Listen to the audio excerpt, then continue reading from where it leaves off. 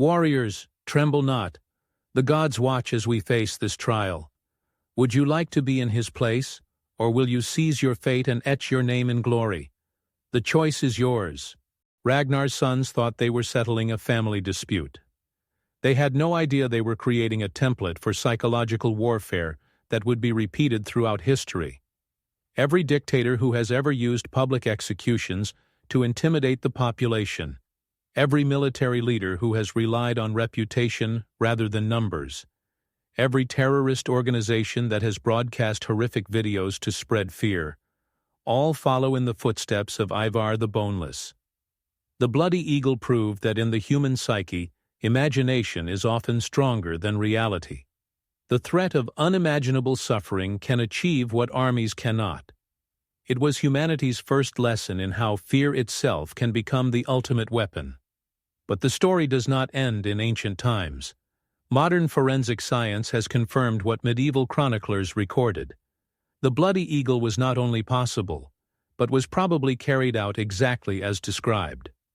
We live in a world where the boundaries between legend and historical fact continue to blur, where our ancestors' capacity for honor and horror remains as relevant as ever. The question that haunted medieval Europe haunts us today. What happens to a society when fear becomes stronger than courage, when reputation is more important than reality? Chapter 5. Legacy and Call to Action.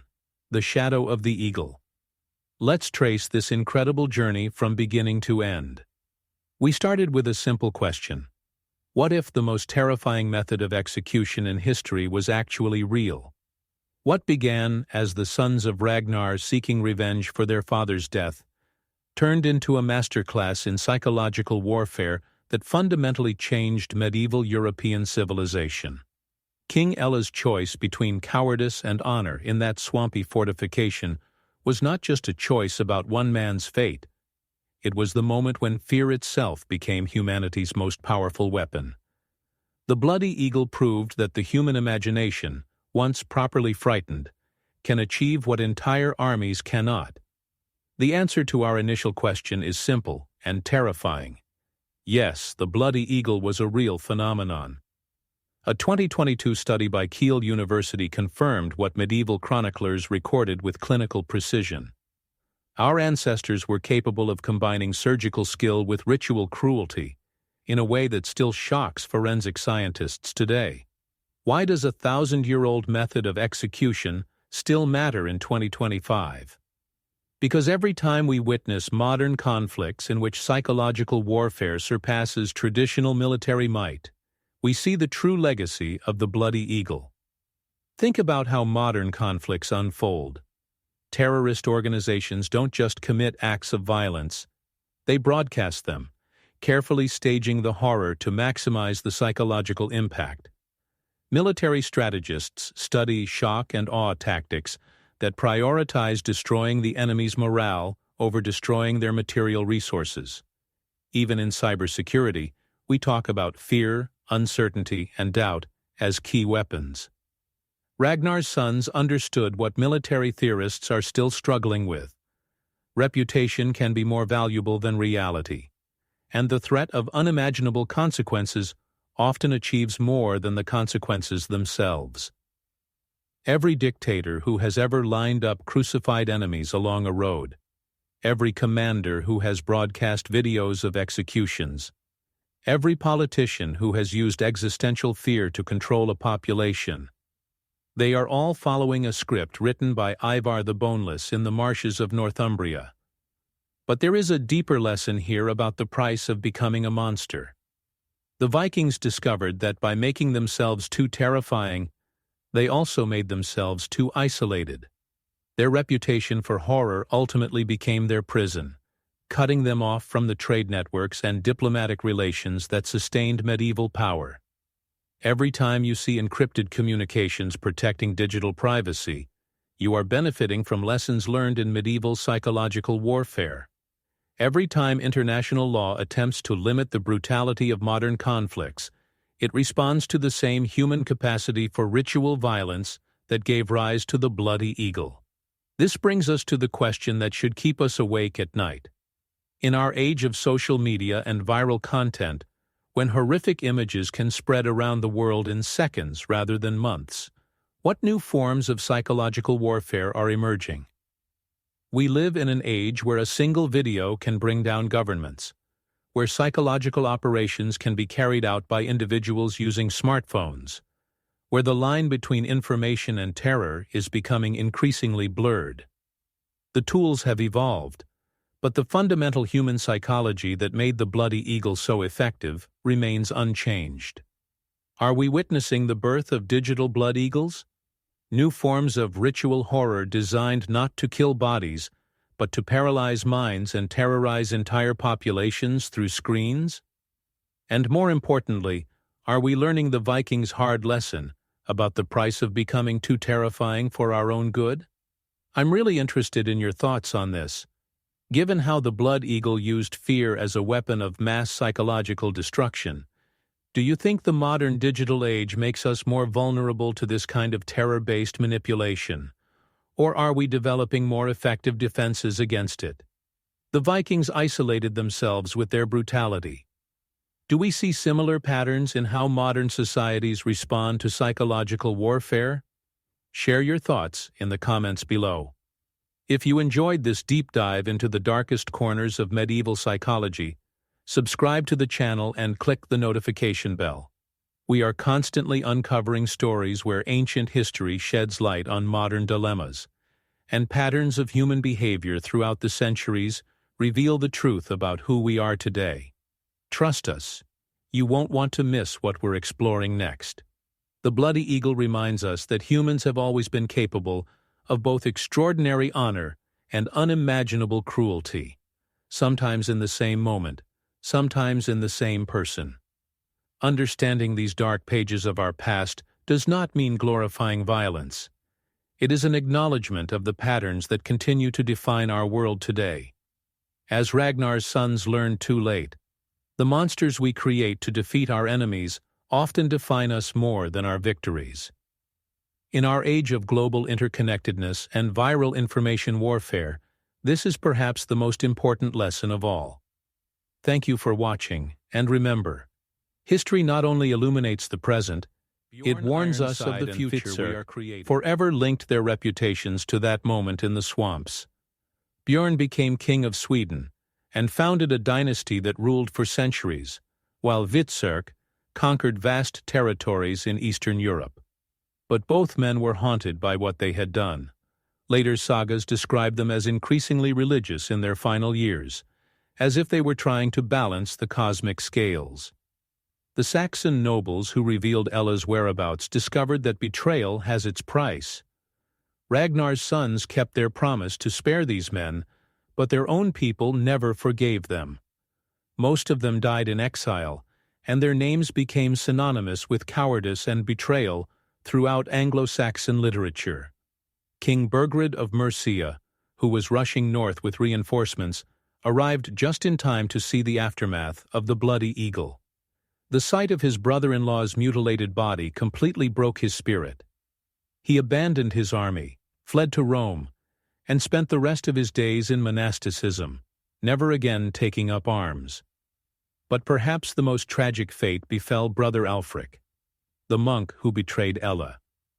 The gold paid to him by the Vikings became worthless when his abbey expelled him for violating the law of sanctuary.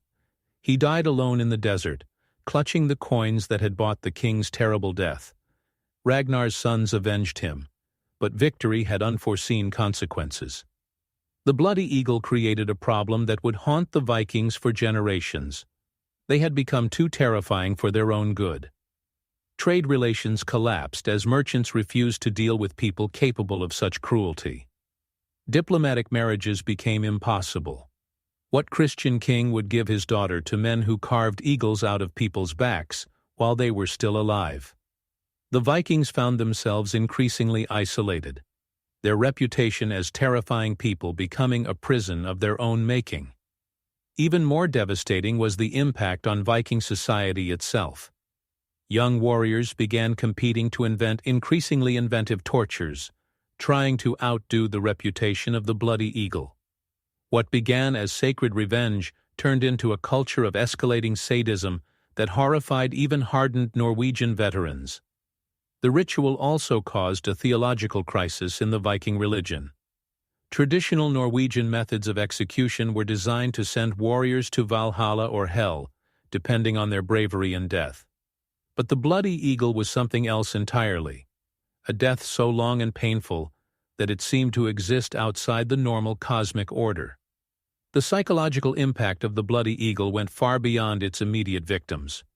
It radically changed the attitude of medieval rulers toward the Viking threat, creating a domino effect that redrew the political map of Europe for centuries. The Anglo-Saxon response was swift and systematic. The famous military reforms of King Alfred the Great were not only about improving weapons and tactics, they were specifically designed to ensure that no Saxon ruler would ever again be faced with Ella's choice between cowardice and the bloody eagle. Alfred created a network of fortified towns called burhs, so that no king would ever again find himself alone in a single fortress. The Frankish Empire made similar changes. Charlemagne's successors established new military protocols that prioritized group leadership over individual heroism, making it virtually impossible for enemies to single out a single ruler for symbolic execution. But perhaps the most significant influence of the bloody eagle was that it shaped the development of the medieval Christian approach to warfare. Church scholars began to develop detailed theological justifications for what eventually became the Crusades, holy wars in which Christian warriors could confront the brutality of the Vikings with divine approval. The seeds of 1,000 years of religious war were sown in that swamp near Peturia. Just as the Vikings Watered with began the planning their King assault, Ella. scouts brought alarming news. Saxon reinforcements had already mobilized in the southern kingdoms. King Ella's brother-in-law, King Burgred of Mercia, was marching north with an army of 2,000 men. Ragnar's sons were faced with an impossible choice: begin the assault and risk killing their prey in the chaos, or spend time planning carefully and potentially face a battle on two fronts when the Mercian army arrived. But Ivar the Boneless did not earn his fearsome reputation by agreeing to impossible situations. When his brothers urged him to attack immediately, he revealed a plan so cunning and psychologically cruel that it became legendary. He was going to force King Ella to come to them willingly. This method required not only military skill, but also an understanding of the Saxon code of honor, which ran deeper than their fear of death. Ivar intended to turn Ella's own sense of royal power into a trap that would lead him to a bloody eagle. But first, he had to send a message that would spread throughout England, a demonstration so terrifying that even hardened warriors would remember it for the rest of their lives. Dawn broke over the marshes surrounding Peturia, but instead of the expected assault, King Ella's guards witnessed something that would haunt them for the rest of their lives. The Vikings had erected a row of wooden crosses within sight of the fortress walls, and on each one hung a Saxon prisoner. But these men were still alive and screaming. This was no random act of cruelty. Ivar the Boneless knew each captive by name. They were Saxon nobles, thanes who had sworn personal allegiance to King Ella, men who had feasted in his hall, who had called him friend. And now they hung in agony because their king was too cowardly to meet his fate. But the true psychological genius of Ivar's plan was revealed in what happened next. As each nobleman died on the cross, the Viking herald shouted across the marsh, "Ella, you coward! Another of your sworn men dies for your shame. How many more will suffer because of your fear?" The pressure inside the fortress became unbearable. Ella's guards began to doubt whether they should defend a king who had allowed his nobles to die because of his cowardice. The whispers in the dark corners grew louder. Honor meant everything in Saxon culture, and their king was systematically destroying his own. By the third day, 27 Saxon nobles had died on Ivar's crosses. The fortress was permeated with the smell of despair and growing rebellion. Ella was faced with a choice that would determine not only his death, but also his eternal legacy. Option 1. Stay in the fortress, and watch as all the Northumbrian nobles loyal to him die for him, becoming forever known as the king who sacrificed his people to save his own skin. Even if reinforcements arrived from Mercia, even if he somehow survived, his name would be cursed for all eternity. Option 2. Fight Ragnar's sons in single combat. A battle he could not win, but which would restore his honor. He would, of course, die, but he would die a king, with a weapon in his hand, earning a place in the Saxon equivalent of Valhalla.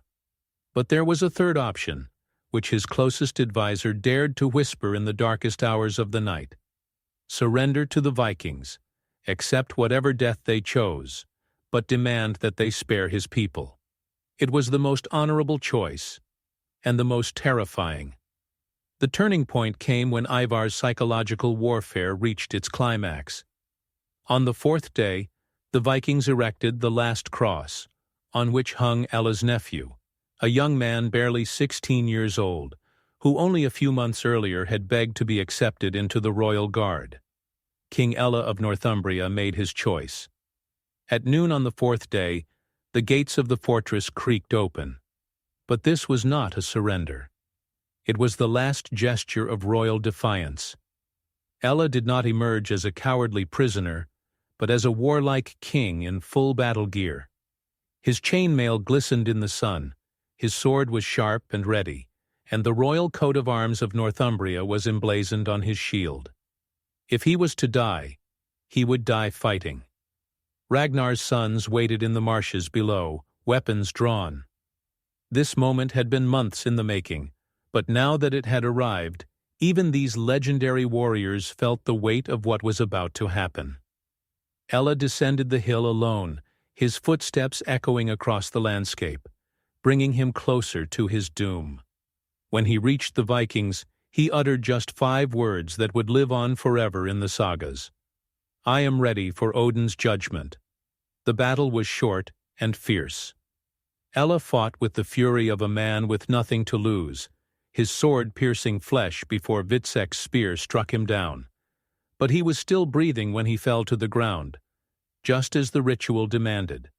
What happened next was witnessed by hundreds of Saxon prisoners and Vikings, and their stories spread across medieval Europe like wildfire. Ragnar's sons did not kill Ella immediately.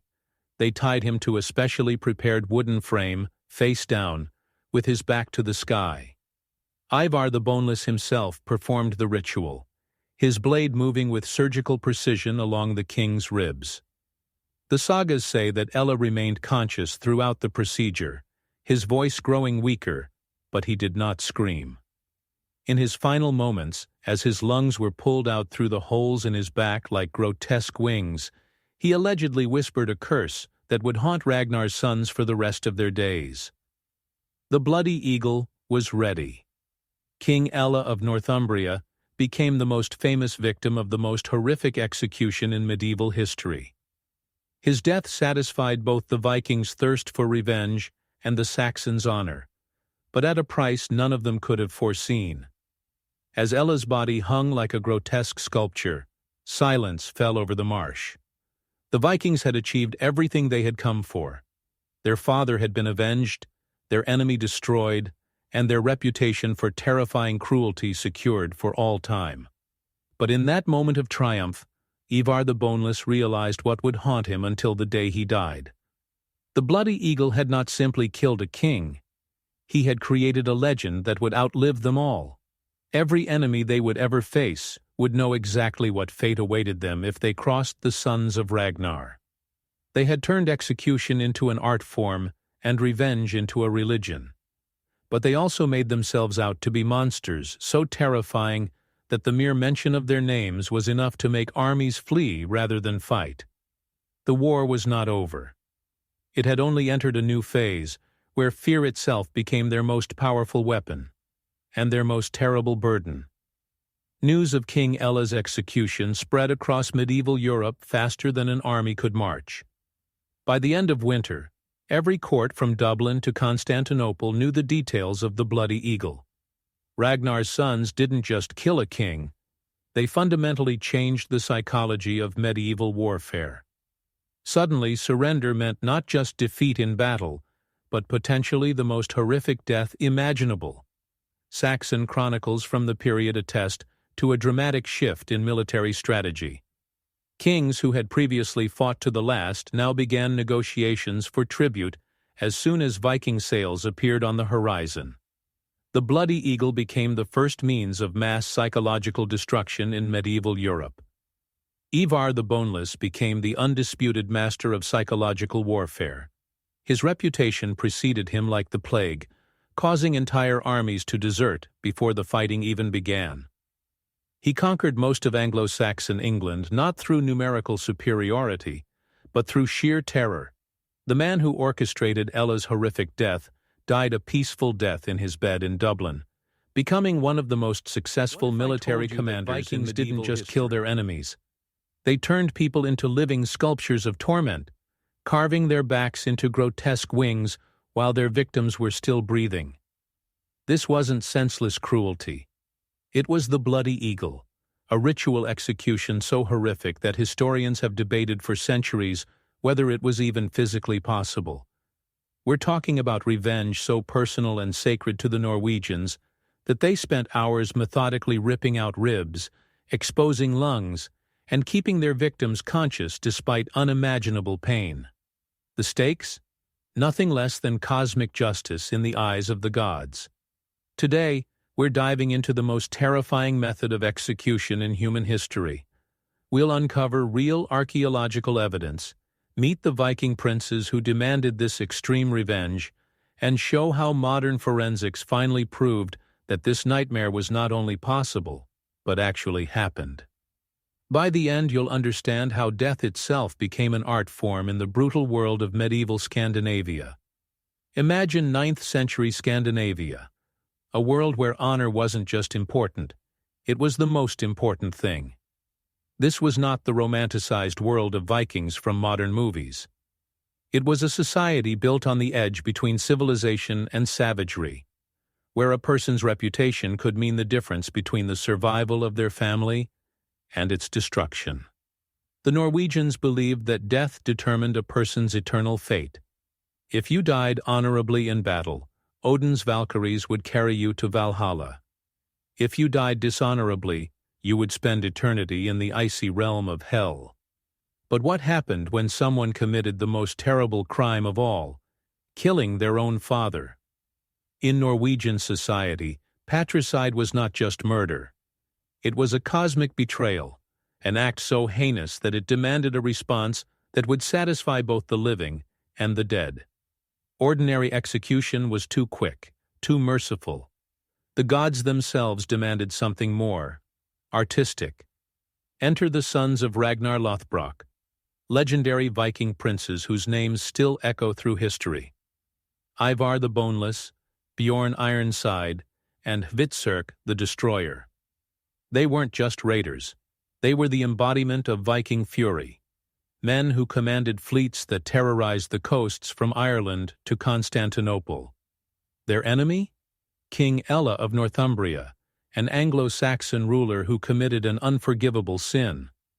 According to the sagas, Ella captured their father, the legendary Ragnar, and threw him into a pit with poisonous snakes, leaving him to die in agony. But this is where the story gets truly chilling. Ragnar's sons didn't just want Ella dead. They wanted his death to be a warning to all kings who dared to touch their family. They wanted something so terrible that bards would sing about it for generations, something that would make grown warriors wake up screaming. The bloody eagle wasn't invented in a day. It was the culmination of the Norwegians' religious beliefs, their understanding of anatomy, and their absolute mastery of inflicting pain. The ritual had rules, precise steps that had to be followed to satisfy both revenge and the gods. First, the victim had to be alive and conscious.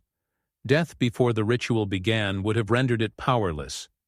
The executioner used a spear or a knife to make precise incisions along the victim's back, following the line of the ribs. Then came the part that distinguished this ritual from ordinary torture. The ribs had to be cut away from the spine with surgical precision, one by one, creating a grotesque resemblance to wings.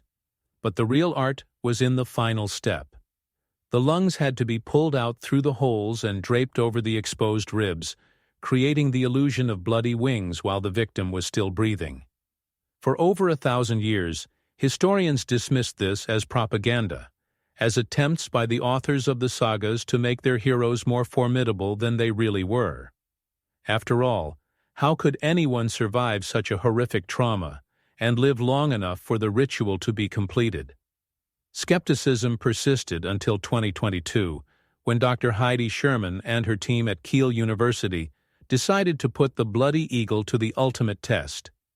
Using authentic Viking spearheads and working with forensic pathologists, they discovered something that shook the archaeological community. The blood eagle was not only anatomically possible, it could be performed exactly as described in the sagas, and the victim could remain conscious throughout the procedure. The key was precision. Viking warriors weren't just brutal, they were skilled. Their weapons were sharp enough, and their knowledge of anatomy was sufficient to perform what was essentially open-heart surgery with deadly artistic intent. But this discovery raised an even more disturbing question. If the blood eagle was real, if it was really used on living people, what other horrors from the sagas were historical facts rather than medieval fiction? Ragnar's sons gathered their troops, their longships cutting through the dark northern waters toward Northumbria. King Ella's fate was sealed, but he had no idea that his death would become the most infamous execution in medieval history. Ragnar's sons weren't just seeking revenge. They wanted cosmic justice for their father's death in Ella's snake pit. And to achieve this, they chose the most terrifying method of execution in human history. It was 867 AD when the great heathen army landed on the shores of England. But this was no ordinary Viking raid. It was a coordinated army unlike anything the Anglo-Saxon kingdoms had ever faced. Imagine the scene. Thousands of Viking warriors, shields locked together, moving inland like a living wall of death. The noise must have been deafening. The clang of iron, the stomping of boots on the ground, the bellowing of war horns echoing throughout the countryside. It was industrial warfare in an age of individual combat. But it was here that Ragnar's sons encountered their first serious obstacle. King Ella had disappeared. The coward had fled his own kingdom as soon as the Viking sails appeared on the horizon. Intelligence gathered from frightened Saxon peasants painted a picture of a king who had abandoned his people, his crown, his honor, everything but his own life. Ella was somewhere in the deserts of northern England, probably hiding in some remote monastery or hidden fortress. For most armies, that would have been enough to win. The kingdom of Northumbria lay before them, ready to be plundered. But Ragnar's sons had crossed the North Sea not for gold or land. They wanted one man, and one man only. When it seemed that their prey had slipped away, the Vikings received unexpected help from the most unexpected source: Ella's own nobles. The Saxon aristocracy was tired of their cowardly king. His flight had left them defenseless, and their lands at the mercy of the Vikings.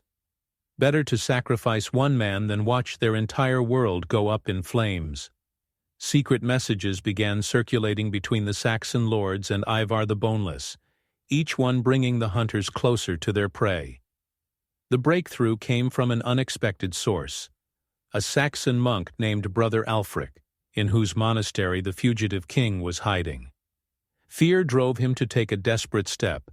He told the Vikings that Ella was hiding in the ancient Roman fortress of Peturia, just 20 miles from the coast. The sons of Ragnar had found their target.